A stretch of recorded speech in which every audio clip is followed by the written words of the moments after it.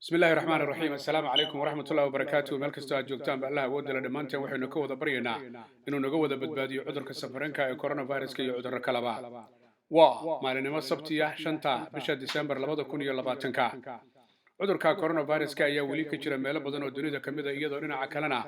digniino ay soo baxayaan iyo meelaha qaar oo weli lagu celinayo in dadka la kala fogeeyo isla markaasina loo sheego inay islaaliyaan iyadoo dhinaca kalena meelaha qaar la sheegay in talaaladii lagu bilaabay oo ay soo gaareen arrimahaasi oo dhan waa arrimo isdhex socday marka la fiiriyo 48 saac ugu dambeysay cudurka coronaviruska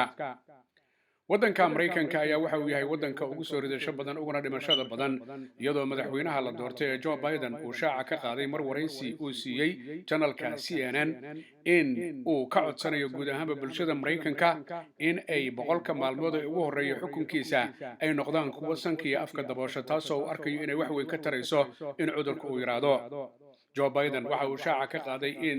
maamulkiisu uu dadaali doono una ku dadaali doono qaabka iyo sida loo maareyn karo in cudurkan isaga ah uu noqdo cudur meesha ka baxa iyadoo talaaladiina ay soo dhow yihiin dhinaca kalena dadka dadaalo laga rabo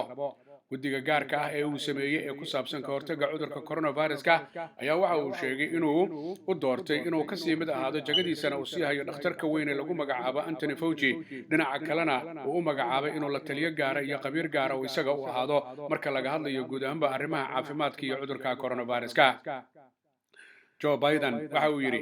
haddii dadka Ameerikaanka ah ay fursada siiyaan oo xukunkayga boqolka maalmood ee ugu horeysa sankii afka ay xirtaan meel kastoo ay waddanka ka joogaan dhinaca kalena talaalada lagu bilaabo guud ahaanba dadka Mareykanka labadaas arrimood inay noqon karaan kuwa hakiya sida ba'an ee cudurku maalmihii ugu dambeeyay u faafiyo u leynayay dad Mareykan dad kale oo Mareykan ugu dhacayay Joe Biden waxa uu shaaca ka qaaday isaga laftiisa oo madaxweynihii la doortay inuu bilaabi doono iyadoo la daawanayo guud ahaanba waddanka Mareykanka in talaalka uu si rasmi ah u qaato taasoo ah dhiirigelinayo guud ahaanba bulshada Ameerikaanka arrin lamida waxaa ka dhawaajiyay madaxweynayaashii hore ee waddanka Mareykanka Barack Obama, Bill Clinton iyo George W. Bush Jr. oo iyaguba laftoodu sheegay inay doonayaan inay talaalka u bilaabaan bulshada Ameerikaanka si markaa iyaguna ay isu talaalaan oo meesha looga saaro cudurka coronaviruska oo dalka Mareykanka si aad u aafeeyay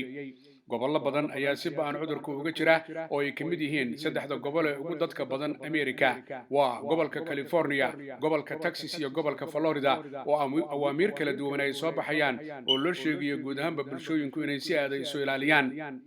arrintan iyada ayaa waxay tahay haddii madaxweynaha la doortay ee Joe Biden laga yeelo barnaamijka uu wato inay noqon karayso inay wax wanaagsan ay soo kordhiso marka la fiiriyo xaaladda aan qumanayn bishii November oo kaliya ee la soo dhaafay 4 toddobaad oo ay ahayd ayaa toddobaad walba 1 milyan dad ka badan laga arkayo cudurka coronaviruska iyadoo waliba maalmihii ugu dambeeyay tirada maalinlaha ay gaartay ilaa iyo 200 oo kun dhimashaduna ilaa 3,000 ay noqoto maalintii Amerika waxa ay filaysaa 10ka bishan marka guddiga qaabilsan arrimaha cuntada iyo dawooyinku ay ka fadhiistaan codsiga Pfizer iyo waliba BioNTech iyo waliba Moderna oo ay ogolaadaan in talaalka si degdeg ah markaas loo bilaabi karayo waddanka Mareykanka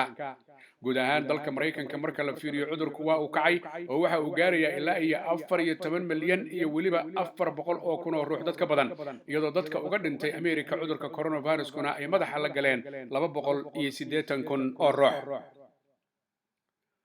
UK marka la fiiriyo dadaal xoog leh ayaa jira dhinaca kalena waa dalkii ugu horeeyay ee adduunka ee maalintii Arbacadii ogolaaday kadib markay saynisyahanadooda dhaqaatiirtooda eegeen Pfizer iyo waliba BioNTech barnaamijka ay soo bandhigeen iyo codsigooda ah talaalkooda in la fasaxo arrintaas ayaa waxaa soo dhaweeyay dad badan oo ah dadka dhaqaatiirta iyo dadka saynisyahanada iyo waliba bulshada inteeda kale iyagoo arkayay in tallaabadii koobaad ay tahay cudurka lagu xakameyn karo waa cudurka coronaviruska wararkii ugu dambeeyay ka soo baxay UK waxay sheegayaan in 800 oo kun oo doos oo ah talaalka Pfizer iyo BioNTech ay ku soo bilowdeen Khamiistii in la keeno waddanka UK si markaas talaalidii loo bilaabo xogayaha dhinaca ganacsiga ee UK Alok Sharma ayaa waxa uu shaaca ka qaaday in barnaamijkaasi uu yahay mid ay xukuumadda UK ay soo dhaweynayso dadkana talaalka lagu bilaabayo mar su'aal la weydiiyay Mr Sharma kama aanu jawaabi karin oo waxay ahayd in mise doos ayaa ku xigoo imanaya laakiin waxa uu sheegay tiro badan ilaa iyo dhamaadka sanadka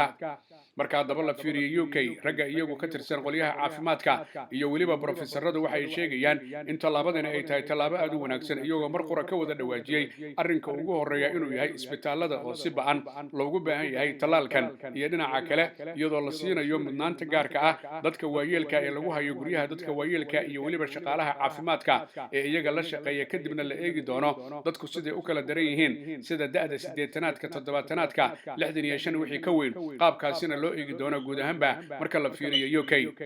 UK waxa ay ka dalbatay Pfizer iyo weliba BioNTech oo iyagu bilaabay in tallaalka ay ka keenaan waddanka Belgium in markiiba ay ka dalbadeen ilaa iyo 40 milyan oo doos taasoo ka dhigan 20 milyan oo ruux oo UK inay heli doonaan tallaalkaasi BioNTech iyo weliba Pfizer ay markaasi u diyaariyeen ninka isagu suuqgeynta ugu qaabilsan BioNTech oo lagu magacaabo Sean Maret ayaa waxa uu shaaca ka qaaday in qaybtii ugu horeysay ee tallaalku ay Belgium ka timid oo si buuxda loo soo gaarsiinayo guud ahaanba UK oo la geynayo meelaha loogu talagalay gaadiid ahaan taasoo fursad loo siinayo qof walba oo UK inuu tallaal fiican helo dhinaca kale waxaa raaligelin bixiyay maalinkii shalay ninka isagu dhakhtarka ah ee magaca leh ee waddanka Mareykanka Anthony Fauci kaasoo maalinimo ka hor wax sheegay in dowladda UK ay ku degdegtay ogolaanshaha ay saynisyahanadii dhaqaatiirtu ogolaadeen tallaalka Pfizer iyo weliba BioNTech oo ay sheegeen inaanay ka fiirsanin laakiin waxa uu yiri arrintaas cudurdaar ayaan ka bixinayaa hadalkayguna sidaa ma ahayn Anthony Fauci waxa uu yiri saynisyahanada iyo dhaqaatiirta iyo ragga ayagu go'aanka daawooyinka ka gaaray UK waa ragan muddo dheer xiriir lahayn oo aan ogahay oo heer caalami ah aqoontooduna ay sarreyso ujeedkayguna ma ahayn arrinkaas arrin ka duwan ayuu ahaa oo ah isla markaasi dhiirigelin iyo in ururba guud ahaanba laga fiirsado barnaamijyada la doonayo in la soo bandhigo marka haddaba la fiiriyo saynisyahanada iyo dhaqaatiirta UK waxay sheegeen xaalku inuu qumanaan doono mar haddii tallaalka la bilaabo iyadoo weliba qaybaha kale oo ay ka sugayaan Moderna iyo weliba AstraZeneca ay heli doonaan iyadoo AstraZeneca iyo Oxford University marka la fiiriyo tallaalkooda UK ay ka dalbatay ilaa iyo 100 milyan oo doos halka ay Moderna ka dalbadeen ilaa iyo 7 milyan oo doos guud ahaanba rajo fiican ayaa ka jirta UK iyo adduunka marka la fiiriyo tallaalkan isaga ah 24 saac ugu dambeeyay UK tirada dhimashadu waxay ahayd 504 qof iyadoo guud ahaanba tirada UK cudurka coronavirus-ka uga dhimatay ka dhigaysa waa tirada guud 60,617 ruux marka la fiiriyo waddanka South Africa madaxweynahooda Ramaphosa ayaa waxa uu soo saaray nidaamyo cusub oo markaa lagu soo rogayo meelaha qaar ee waddanka South Africa oo loo arkay cudurka in uu ku soo badanayo dad badan laga arkayo halka lagu magacaabo amaba aagga lagu magacaabo Nelson Mandela ayaa waxa uu yahay qayb laga arkay in cudurku maalmihii ugu dambeeyay oo ku fidayay taasi oo la sheegay in bandow lagu soo rogay habeenkii isla markaasina loo sheegay dadku inay isilaaliyaan aagaasi ayaa waxa uu yahay Nelson Mandela marka la fiiriyo guud ahaanba deegaanadaas goobta ugu ballaaran waxaana cudurka laga arkay guud ahaanba aagaasi amaba dhinacaasi Nelson Mandela lagu magacaabo ee South Africa 132,149 qof oo cudurka lagu arkay taasoo ka qayba marka la fiiriyo guud ahaanba dadka cudurka uu soo ritay South Africa oo gaaraya 800,872 South Africa waa waddanka ugu badan xagga soo ridashada iyo dhimashada marka la fiiriyo qaaradda Afrika guud ahaanba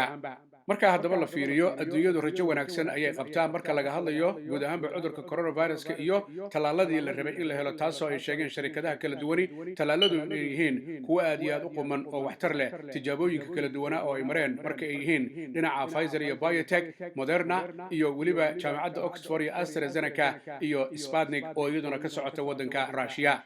waxaa la filayaa haddaba tallaaladaasi oo UK ay ku bilowdeen maalinimadii Khamiistii meelo kalena la rajeynayo inay ku bilowdaan ayaa Mareykanka laftiisa waxay u fadhiisanayaan marka la fiiriyo 10 bisha arrinka ku saabsan codsiga Moderna 17 bishana waxay u fadhiisanayaan Mareykanka qolyahooda xagga daawada iyo weliba cuntadu arrimaha iyo codsiga ka yimid dhinaca Pfizer iyo weliba BioNTech haddii guud ahaanba tallaaladaas laga aqbalo dhinaca Europe dhinaca Mareykanka waxay noqon doontaa adduunyada oo dhan in markaasi ay wada ogolaadaan oo markaasi gaadiid la adeegsado kadibna la geeyo meelo kala duwan oo dunida ka mid ah si dagaal xoog leh oo ba'an loogu qaado cudurka sanadka ku dhan aafeeyay guud ahaanba adduunyada marka laga hadlayo wadamada adduunku waa kala dhimasho badan yihiin laakiin looma tiriyo dhimashada waddankaasi waa 100 milyan dadkiisa badan oo dhimashadu ay ku badan tahay taa macnaheedu maaha waxay ku xiran tahay nidaamka ay wax ku eegaan qolyaha dhaqaatiirta iyo saynisyahanada oo ah waddan kasta 100,000 ee ruux in mise ayaa qabta haddii waddan la yiraahdo 100,000 oo ruux 2,000 qabta dalka kalena la yiraahdo 100,000 oo ruux 100 qabta macnaheedu waxa weeye dalkaas 100 kaliya ay qabta ayaa ka dhimasho yar dalkaas 2,000 markaas cudurka uu ku dhacay dhacay amaba ay qabaan marka haddaba la fiiriyo sida adduunyadu ay u kala dhimasho badan tahay waxaynu soo qaadan karnaa 12 waddan oo ah dalalka ugu dhimasho badan marka la fiiriyo guud ahaanba adduunyada maraykanka ayaa ugu horeeya waxa weeye dadka ka dhintay ilaa iyo 280 dad ku dhow waddankaasi Brazil 175 dad ah ayaa ka dhintay waddanka Hindiya 140 dad ku dhow ayaa ka dhintay dalka Mexico 108 dad ku dhow ayaa ka dhintay UK 60617 ayaa ka dhimatay waddanka lagu magacaabo Talyaaniga amaba Italy waxa ka dhintay 58 ruux dad ka badan waddanka Faransiiska waxa ka dhintay 54 ruux dad ka badan waddanka Iran oo ku yaala bariga dhexe waxa ka dhintay dad ka badan 49 waddanka lagu magacaabo Spain oo Europe waxa ka dhintay dad ka badan 46 ruux dalka lagu magacaabo Russia waxa ka dhintay 41 dad ka badan waddanka lagu magacaabo Argentina waxa ka dhintay 39 dad ka badan waddanka lagu magacaabo Colombia dad ka badan 37 oo ruux adduunyadu sidaas ay dhimashada u kala badsatay laakiin waxa dhici karaysa mararka qaar dal ka horeeyo ku dhow xagga dhimashada in markaas uu dhaafi karayo guud ahaan adduunyadu rajo ayay muujinaysaa marka laga hadlayo warbixinta ka imanaysa guud ahaanba qolyaha iyagu talaalka ballan qaaday iyo dadku siday u ogolaadaan iyo xaalku siduu wanaagsanaado Decembertii 2019 ilaa iminka December 2020 sanad ku dhan ayaa adduunka jahawareer xoog leh u ka dhacay marka la fiiriyo cudurka coronavirus oo aan wax daawo ilaa haatan loo helin talaaladan iminka la soo saaray mooyaane ka hor daawada waxay ahayd sanka iyo afka xirta kala sikada mar walbana gacmihiina dhaqa isla markaasina feejignaan muujiya guud ahaan waxaynu eegi doonaa xaalku sida uu noqdo iyo maalmaha soo socda iyo guud ahaanba talaalada iyo cudurka coronavirus marka haddaba aynu fiirino fariintan iyada ee maalinlaha ah ee cudurka coronavirus waxaa fududeeya sharikadda dhinaca qaadista alaabooyinka xagga UK laga qaadayo lana keenayo xagga Soomaaliya guud ahaanba la geenayo lagana keenayo waa sharikadda lagu magacaabo Parcel Host oo fadhigeedu yahay UK xafiiskeeda weynina uu ku yaalo bariga magaalada London 473 High Road Leyton halkaas oo uu diyaar ku yahay ganacsade Axmar Barqadle iyo waliba iyadoo halkaas laga heli karayo oo kale DHL-ka guud ahaanba adduunyada oo dhan laysaga daabulo alaabooyinka haddaad diraysidii haddii lagu keenayo intaba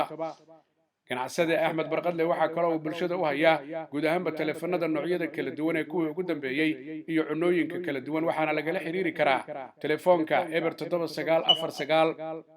7949512877 dadka Soomaaliyeed meel kasta ay joogaan badhib iyo dheef waxay la wadaagaan dadweynaha dunida waxaana laga rabaa inay islaaliyaan ay feejignaadaan baryada eebada ay badiyaan nadaafadana ay ku dadaalaan inay dhageystaan awaamirta ka imanaysa maamulayaasha dalalka ay joogaan iyagoo aan iloobi in halku dhigi ahaa walaalle ha ii soo dhawaan yaana kuu soo dhawaan yaana isu soo dhawaan aan kala fogaano baryada eebba aan badina nadaafadana aan ku dadaalno maxamed axmed xaaji cagmadhiga iyo bahda telefishinka caalamiga Universal ugu qaabilsan arrimaha ka wacyigelinta bulshada cudurka coronavirus oo idin leh annagoo kariimkeena kaashanayna kaalinteena aan ka qaadano ka hortagga coronavirus ma sha Allah